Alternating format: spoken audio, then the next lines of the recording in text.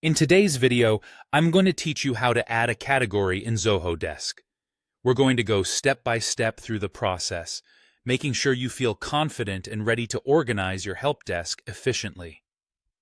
First things first, you need to navigate to the correct module within Zoho Desk.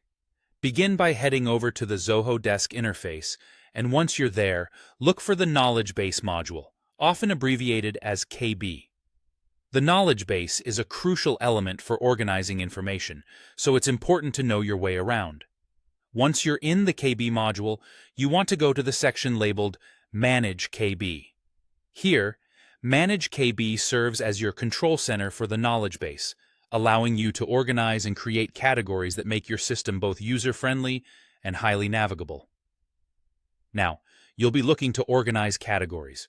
This is where we really start creating structure within your help desk. Find the option to create a category and go ahead and click on it. This action sets the stage for better information hierarchy and access for both your team and customers. Entering the necessary details is the heart of this process. You'll need to input some information based on your specific requirements. Let's start with the name. Choose a descriptive and concise name for your category. This will help in understanding what the category is about, just at a glance. Picking the right name is important, as it sets the tone and provides clarity on what users can expect to find within that category. Next, add a description. Although this may seem like a small step, a well-crafted description provides a bit more context and detail about the category's purpose. Spend some time crafting this, because it helps users understand the scope and content of the category. After you've named and described your category, you'll want to select the associated departments. This step interlinks your category with the specific departments that will use or benefit from it.